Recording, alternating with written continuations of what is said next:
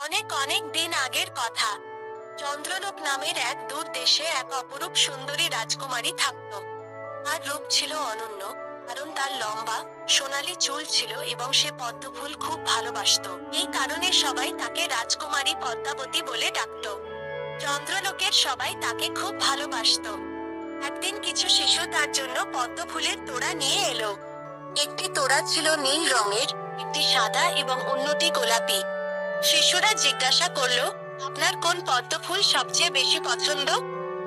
রাজকুমারী পদ্মাবতী হেসে উত্তর দিল, আমার প্রিয় মিষ্টি বন্ধুরা, আমি পৃথিবীর সব পদ্মফুলই ভালোবাসি। প্রতিদিন সন্ধ্যায় সূর্যাস্তের পর রাজকুমারী পদ্মাবতী তার বারান্দায় যেত। আর কোথা থেকে যেন একটি উজ্জ্বল পাখি উড়ে এসে তার কাছে বসতো। সঙ্গে সঙ্গে রাজকুমারীর চুল সোনালী আভা দিয়ে ঝলমল করে উঠত। দ্রুতই সেই পাখিটি একটি জাদুকরী গান গাইতে শুরু করত, এবং এই গানে রাজকুমারী পদ্মাবতীও যোগ দিত। চন্দ্রলোকের সবাই ঘুমিয়ে পড়ত এবং তাদের সুন্দর স্বপ্ন আসত পরের সূর্যোদয় পর্যন্ত। এভাবেই অনেক বছর কেটে গেল। প্রতি সন্ধ্যায় রাজকুমারী পদ্মাবতী সেই ছোট উজ্জ্বল পাখিটির সঙ্গে একটি খুব মিষ্টি ঘুমপাড়ানি গান গাইত, যাতে সবাই ঘুমিয়ে পড়ে এবং পরের সূর্যোদয় পর্যন্ত তাদের সুন্দর স্বপ্ন আসে। কিন্তু একদিন এক দুষ্ট জাদুকরণী রাজকুমারী পদ্মাবতীর কথা জানতে পারল। রাজকুমারী আবার গান গাইছে, আর জাদুকরণী নিজের কান বন্ধ করে ফেলছে। ওহ, অসহ্য! ও একটু বেশি ভালো আর দয়ালু, এটা আমার একদমই পছন্দ নয়। দুষ্ট জাদুকরণী তাকে অভিশাপ দেওয়ার সিদ্ধান্ত নিল। আব্রাকাডাব্রা, সিমসালাবিম, পদ্মের রং হয়ে যাক ফিকে। এবং সঙ্গে সঙ্গে রাজকুমারী পদ্মাবতীর চুল কোয়লার মতো কালো হয়ে গেল। রাজকুমারী চিৎকার করে উঠল, হাই, এ আমার চুলের কি হলো? কিন্তু আমাকে যে আমার প্রজাদের গান শোনাতেই হবে, যাতে তারা ঘুমিয়ে সুন্দর স্বপ্ন দেখতে পারে। সেই সন্ধ্যায় রাজকুমারী পদ্মাবতী তার বারান্দায় গেল।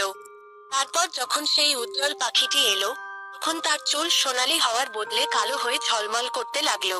পাখিটি তার জাদুকরী গান গুনগুন করতে লাগলো, এবং রাজকুমারী পদ্মাবতী তার ঘুমপাড়ানি গান গাইল। চন্দ্রলোকের সবাই ঘুমিয়ে পড়ল। কিন্তু সেই রাতে তাদের খারাপ স্বপ্ন এবং ভয়ঙ্কর স্বপ্ন এলো। বাবারে, কি ভয়ঙ্কর স্বপ্ন ছিল! আমি স্বপ্নে দেখলাম যে আমি আগুনে পুড়ে যাচ্ছি। আমার তো রাতে ঘুমোতে যেতেও ভয় লাগছে।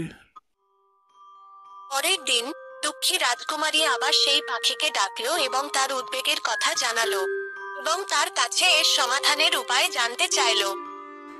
বলো আমার সোনালী পাখি, আমি কিভাবে আবার আমার প্রজাদের সুন্দর সুন্দর স্বপ্ন দেখাতে পারবো?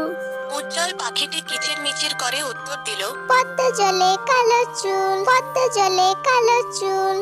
রাজকুমারী এই পরামর্শ নিয়ে ভাবতে লাগলো এবং তবুও সেটি মেনে চলল।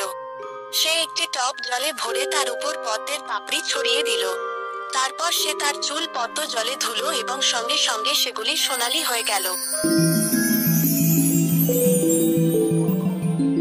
ওহ, এই তো আবার সোনালী হয়ে গেছে। ধন্যবাদ ছোট্ট পাখি। সেই সন্ধ্যায় যখন পাখিটি আবার এসে বসলো, তার চুলের সোনালী আলো আবারও রাতের আকাশকে আলোকিত করে তুলল। রাজকুমারী তার ঘুমপাড়ানি গান গাইল এবং চন্দ্রলোকের সবাই ঘুমিয়ে পড়ল। সূর্যোদয় পর্যন্ত তাদের সুন্দর স্বপ্ন এলো। কি, ও আবার ফিরে এসেছে? দুষ্ট জাদুকরণী তার অভিশাপ ভেঙে গেছে দেখে তো রেগে গেল যে সে তাকে আবার অভিশাপ দেওয়ার সিদ্ধান্ত নিল। আব্রাকাডাব্রা, সিমসালাবিম, পদ্মের রং হয়ে যাক ফিকে। এবং রাজকুমারীর চুল আবার কোয়লার মতো কালো হয়ে গেল। ও না, আবার আমার সাথে এটা কি হচ্ছে? কেবল এবার সেই জাদুকরণী পুরো চন্দ্রলোকের সব ফোঁটা পদ্ম ছিঁড়ে ফেলল। সে রাজকুমারীকে কাঁদতে দেখে খুব খুশি হলো। এবার দেখি তুমি আমার অভিশাপ কিভাবে ভাঙতে পারো। আরো একবার দুঃখী রাজকুমারী পাখিকে জিজ্ঞাসা করলো, বলো আমার সোনালী পাখি, আমি কিভাবে আবার আমার প্রজাদের সুন্দর সুন্দর স্বপ্ন দেখাতে পারবো? এবং পাখিটি আগের বারের মতোই একই উত্তর দিল, পদ্মা জলে কালো চুল। আমি এখন কি করি? পুরো চন্দ্রলোকে একটা পদ্ম ফুলও অবশিষ্ট নেই। পদ্মা জলে কালো চুল। পাখিটি কিচিরমিচির করে আবার উড়ে গেল। রাজকুমারী বুঝতে পারছিল না কি করবে। তার দুঃখ এত বেড়ে গিয়েছিল যে তার চোখ জলে ভরে উঠল।